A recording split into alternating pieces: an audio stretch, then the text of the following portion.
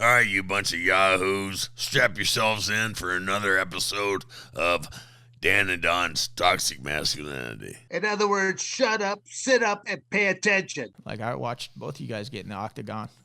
What that feel like? You know, not only knowing that you could fail, but knowing that you could fail in front of everybody. Fail in front of everybody, get pretty beat up, pretty hurt. Yeah. You know.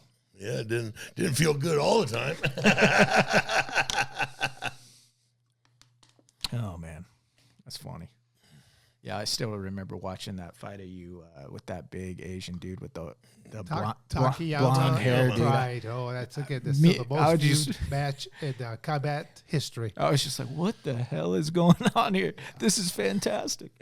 But I told this story before a number of times that I did not watch the match until like a couple weeks later, and I'm seeing this. I'm thinking, I finally called Don up. I go, Don, what was going through your mind other than Takayama's fist at the time? Because they were doing like this. It was like a game of chicken. Right. They got to the point that they're holding each other's head with a collar tie and they're punching each other in the face. It's kind of going, I'm punching you in the face, you son of a bitch. Are you going to give up? And Don's like going, no, I'm going to keep punching you in the face until you give up, you son of a bitch. I'm thinking, Who won? Well, the audience won because they witnessed something they will never, ever see again, because that was simply incredible. Yeah, no, I definitely won on that one because I got to watch it, and I still can go watch it. Oh yeah. That one will go down in history. Yeah, that guy, God bless him, he severed his spinal cord in a pro wrestling match. Did he? Yeah, and doing one of the most simplistic moves that you could ever think of. It surprised me, but it just goes to show you that professionals. Sure, it's like a play. It's acting. These are stunt men, stunt women, but the risk of injury is always going to be there because they're doing such incredible athletic maneuvers, all the time. And if they go wrong, if something goes wrong, did he die? Yeah? No, sir. He's just quadriplegic. Yeah. Oh, God bless him. Awesome. He's a great guy. Was he? Yeah. Did you get to talk to him after that fight? Yes, sir. Got to see him after the fight. We at the arena, the stadium. Shit. It's probably about a 70,000 seat. No, I'm a liar. I think it's only a 50,000 seat arena, and so there's 40-some thousand. Because. Well, not even 50,000 seat because they got the floor. It was sold out, 48,000 people. And then, there's different levels on this arena. And so downstairs is where all the locker rooms and the doctors and all that. So we go walking, we're walking down the hallway to get to the bus. And he comes out of his locker room. It's like, holy shit, and he's like, Don, son, I'm very sorry. So for what? And he says, for not giving you a better fight. I said, are you crazy? You could have killed me. Right. That's great. That's the first time I ever heard that one. Yeah. Wow. He became a national hero, and he deserved it. He deserved it. That was awesome. Yeah, they made him. He became the world champion of the top 3 pro wrestling organizations over there. How cool would that have been if you could have just had a beer with him afterward? Yeah, we did. Well, there was a party afterwards, Okay. All the fighters have to go to the party. Okay. Because they sell a ticket to the party, Gotcha. So that's more money for the organization. The UFC used to do the exact same thing where people would go to we used to call it the after party, but it could be like a black tie, but we always refer to it as the black eye affair because most of the guys that showed up, they had a shiner or two. Yeah. There you go. Yeah, awesome. Back when we were fighting, it was the joke is you'd either go to the after party or you go to the hospital. Yeah. Then also we could have went to jail because when McCain was trying to put the boots to it. So I'm all for term limitations and put a cap on how much each candidate can spend. So it's fair across the board because when you see millions and millions of dollars going for each candidate to shovel, no, just $100,000. That's it. Right. And you got your 10 commercials. That's it. Right. If you're a piece of shit, you're just a piece of Yeah, shit. I don't care if you want I'd to run support the it. next 100 commercials that shows you what I really despise. And as far as I know, I think we have former President Obama to thank for this, is there was a point in time when newspapers, radio, our media, they had to do fact checking. Yeah. If you reported something incorrectly, you and your company is now held liable.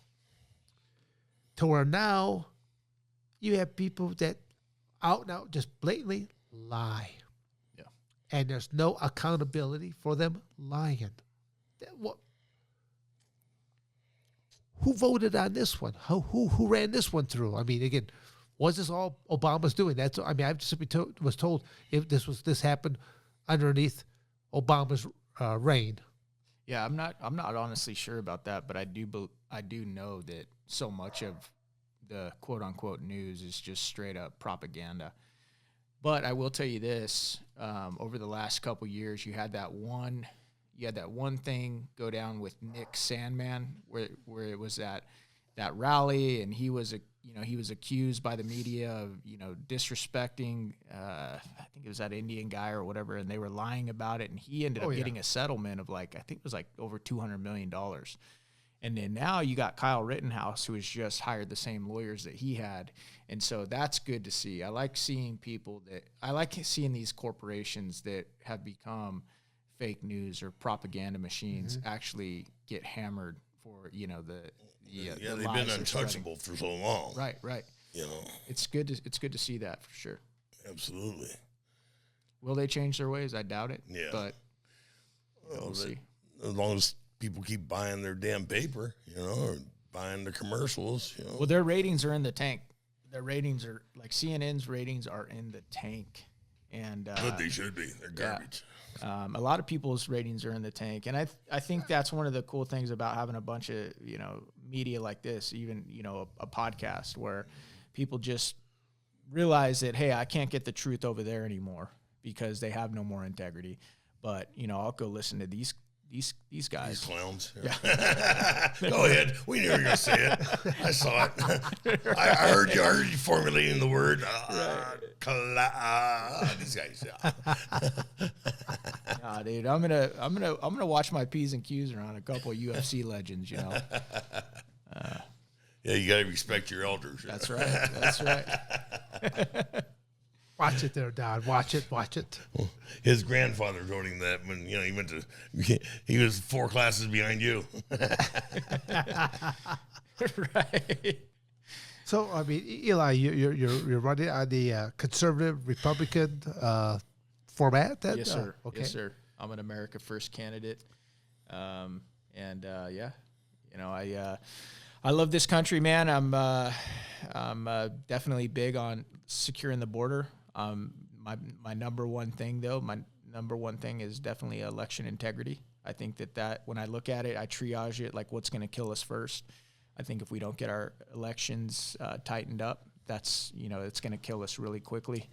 Because at the end of the day, what this really has always been about is who has the power. Right. Is it the political elites or is it we the people?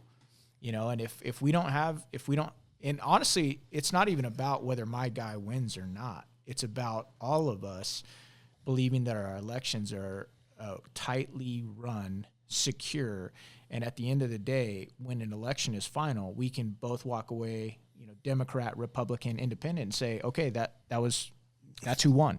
Yeah. But right now, it's not that way. And that's a problem. Oh, during the election process with Biden and Trump, I drove through probably 30 different states doing different things. I saw Trump posters, Trump signs, Trump flags, you name it. I seen all this stuff.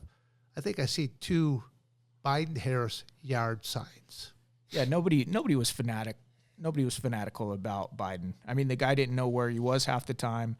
He was a constant gaffe machine, constantly saying things that didn't make any sense at all. He campaigned out of his basement. It was almost like there was no sense of urgency. And, you know, it's really hard for me to believe, because I remember when Obama ran. I was never an Obama fan, but I will tell you this. I can remember people being excited about him. I can remember that.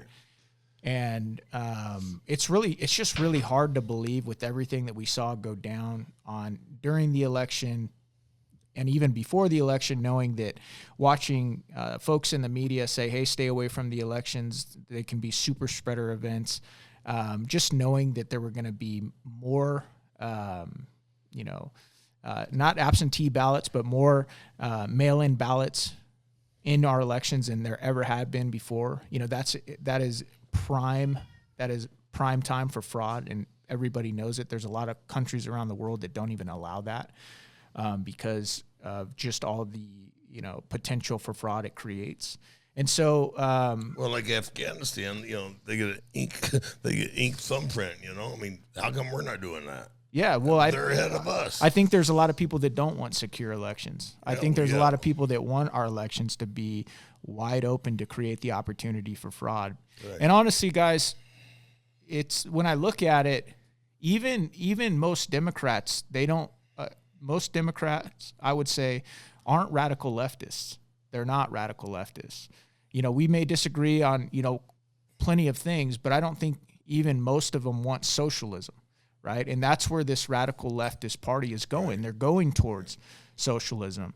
Well, they're already there. Oh, yeah, they are. Well, they're driving the rest of us there. And so I just don't think that, you know, I don't think that they can be transparent, you know, really about what their platform is. And I don't think that most of them, and I'm talking about radicals here, I'm talking about the minority, but they happen to be driving the party. I don't think they believe they can win a straight up election because they know that the majority of the country is not, they're not aligned with their platform.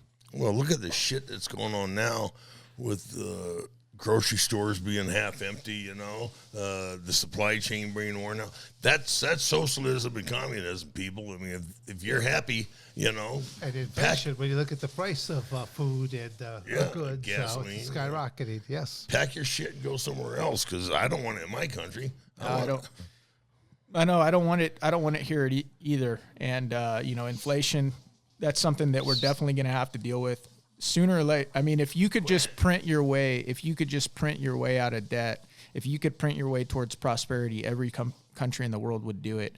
And that's what our government is acting like right now.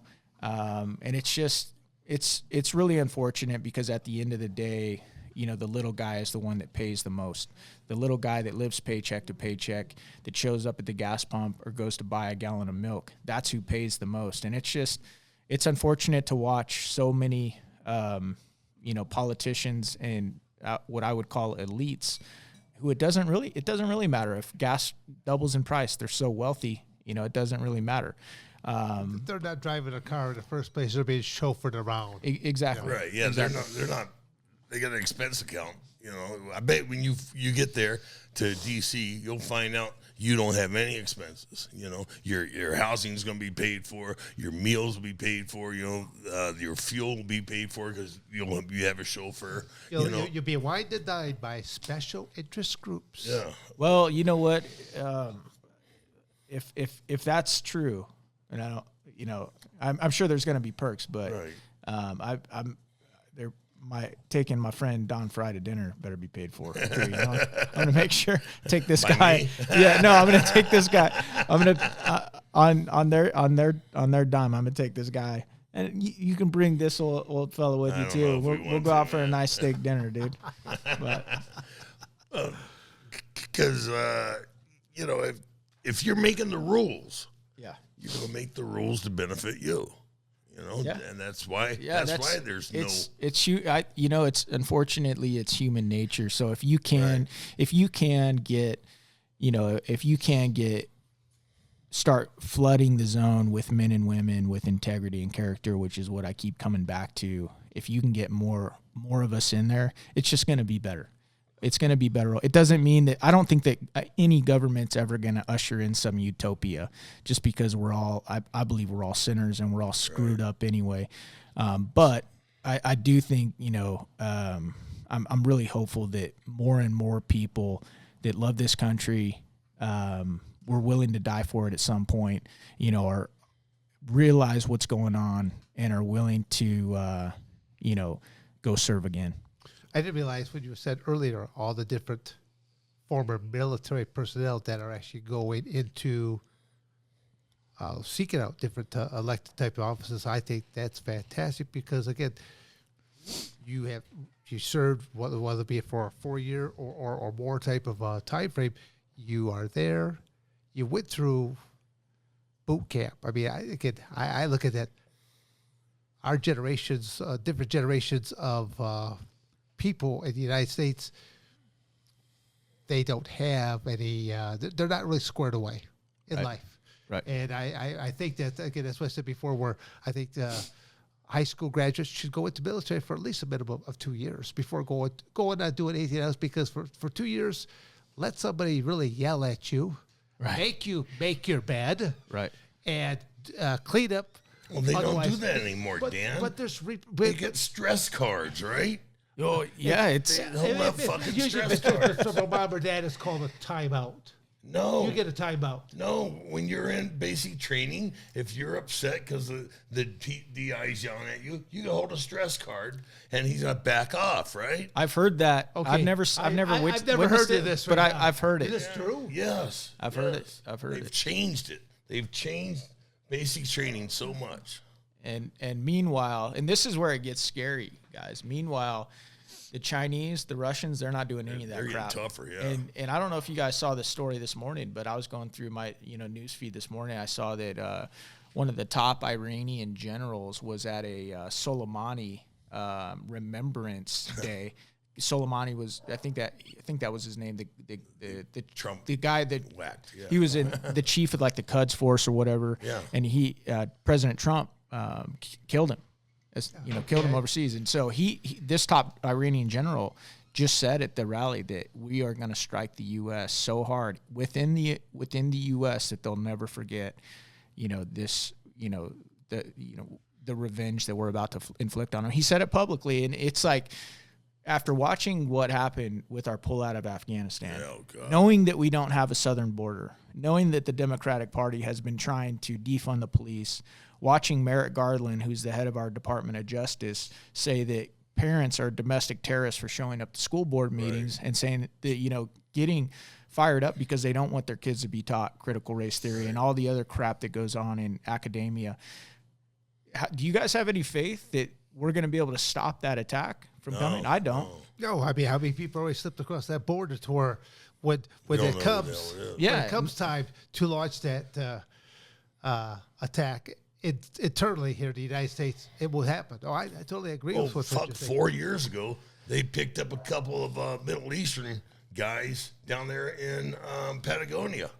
It actually happens all the time. And here's the thing: those are just the guys that get. Those are just the guys that get picked up. Yeah. Exactly. If you go talk to any of the, Border Patrol guys, they'll tell you they only get a percentage of the folks that come through. Yeah, they raid a little black camp and they'll find prayer rugs, Yep. And it's stuff that, and this is the thing about so much.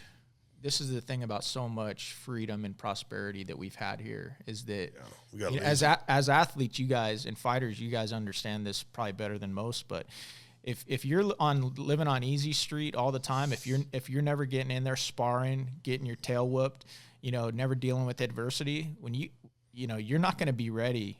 You're not going to be ready when the time is when shit hits the fan. And I've that's one of the things that bothers me so much about this generation and Americans and even my friends. It's that a lot of folks, and they're just good people wanting to live their lives, but we have it so good and we're so complacent. Right. We think that nothing could ever happen to it, and that's not the case. No, it's like Rome. I mean, read a damn history book. Yeah. Read a history book. Every great empire, not everyone, but most of them end up collapsing from within because of their own stupidity, their own greed, their own corruption, and that's what you're seeing going on here. Right.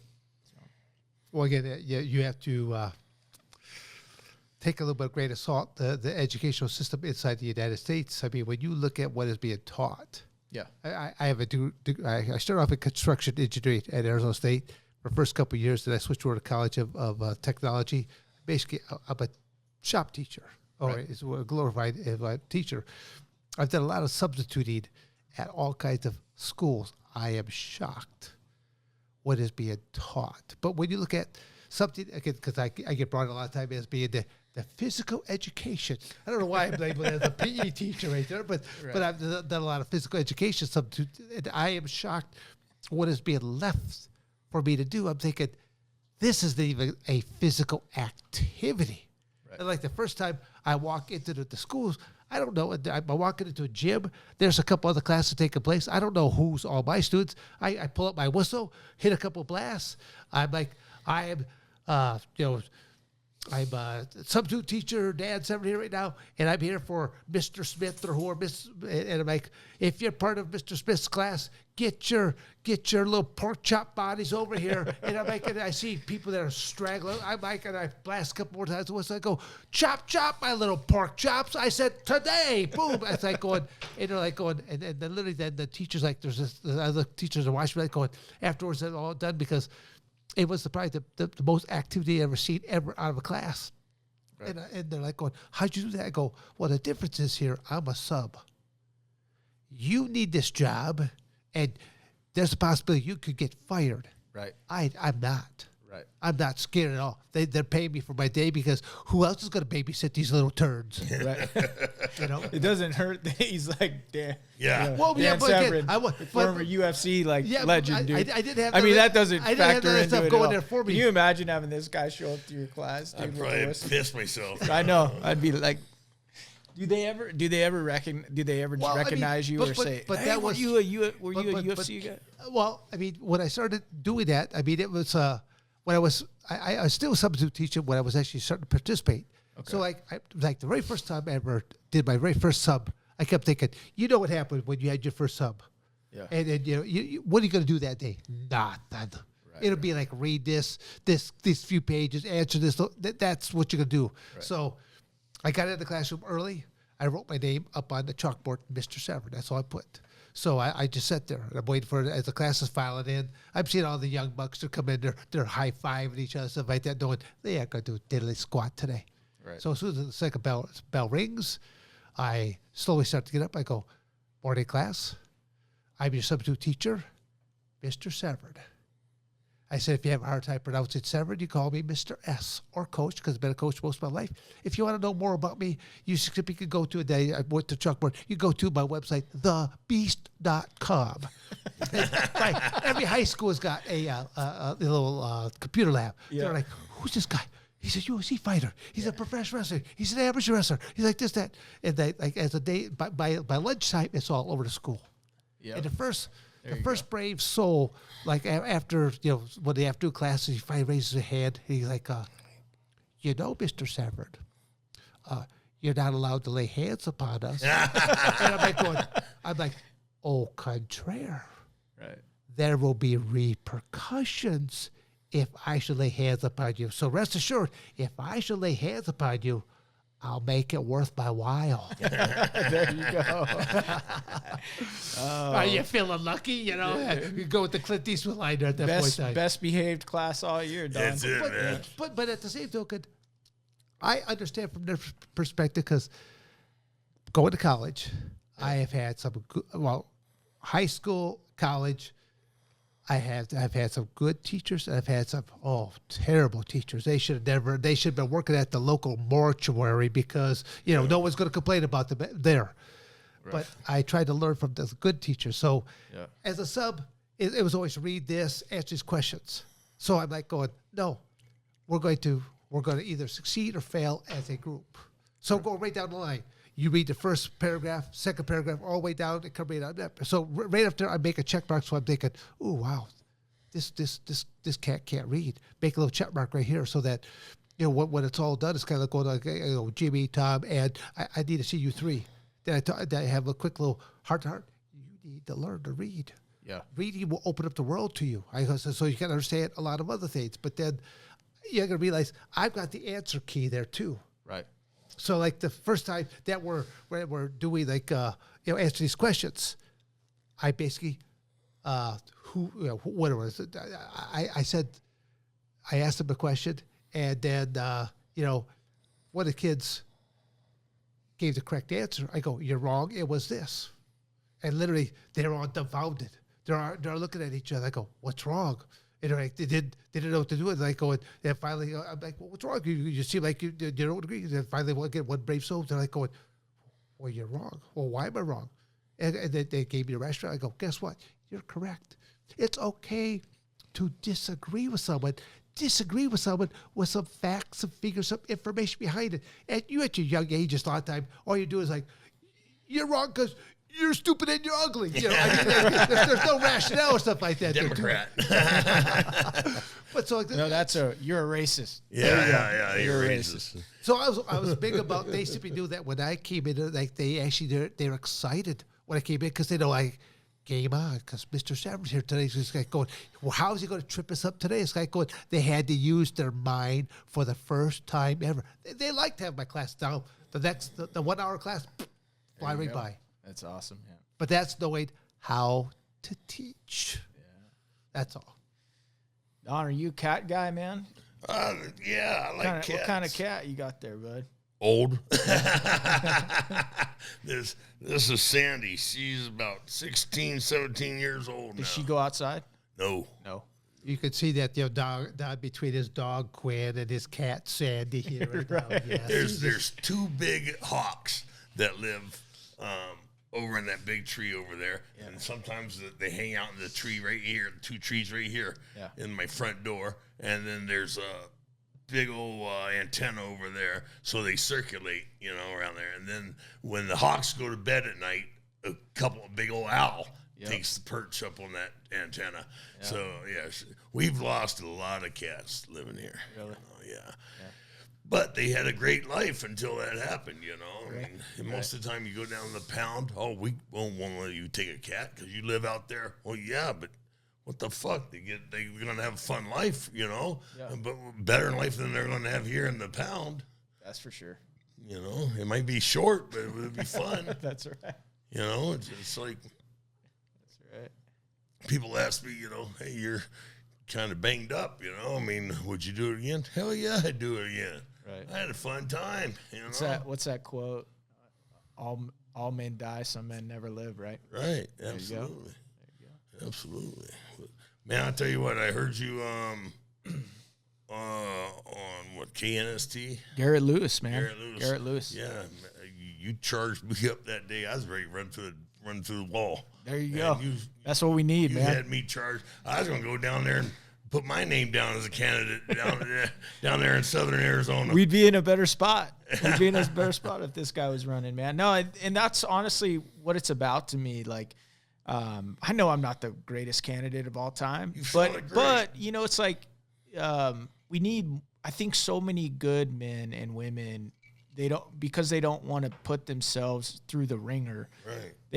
And have their reputations gone after, and that just get into a nasty world. I don't have to worry about that. My reputation's already shit. That's right. We don't get good people and good candidates, and it's unfortunate. But again, I look at this as a voter, and even though it would make it more difficult, I actually wish in many ways that my race had 10 solid candidates in it, because that means that at the end of the day, the people win. We, the people, win because we get actual choice. But how many candidates right now? There's probably, I think there's like 4 or 5. I would say there's 3 serious candidates on the Republican side. I would say that there's 2 to 3 serious candidates. Some people would say there's 2 serious candidates. I guess it just comes down to your perspective. And then you have a Democrat named Tom O'Halloran, and he's the guy that holds the seat, and he's held it for 3 terms. So we're trying to toss him out because he's voting with Pelosi 98% of the time. Right. And, that's pathetic. It's just, it's the party of open borders. It's the party of inflation. It's the heroin use and needles. It's the party of... Again, I always say, I wish Pelosi, I wish this other guy, I wish their home backed right up to that border. I guarantee you, if they would not be all for any of this. 100%. 100%. But because they're away, and again, as much as Pelosi doesn't want to have the wall built, stuff like that, why does she have a gate that around her estate? Yeah. rules for thee, but not for me. That's the elitist mentality. And, you know, they're not really looking out for the betterment of the country or for the people they're supposed to represent, but it's all self-interest, and it's unfortunate, which again goes back to character. You know, if you don't have character, if you don't have a lineage and a history of doing the right thing, you're not gonna show up there and figure out how to do it. You're gonna fall back on what you know, and you're gonna be as crooked and corrupt as the rest of them. And so, you know, that's what this is about, and we'll see what happens. Do you worry about yourself falling into that category, getting up there? You know what, Don? I really don't, man. And I say that as a guy who will admit to you, man, I'm far from perfect. Far from perfect. I've said and done things that I'm not proud of. I've made a lot of mistakes. I've failed at a lot of things, but I'm really not, because I'm 42 years old. I've seen a lot. I've done a lot. And I know that I'm a Christian.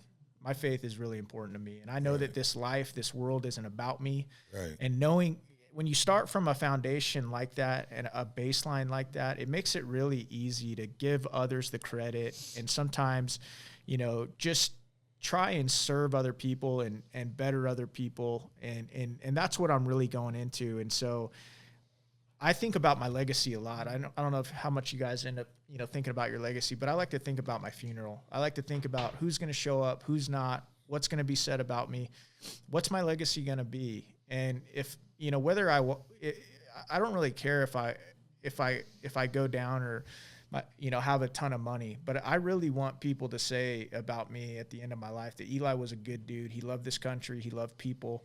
And he tried to encourage and better other people.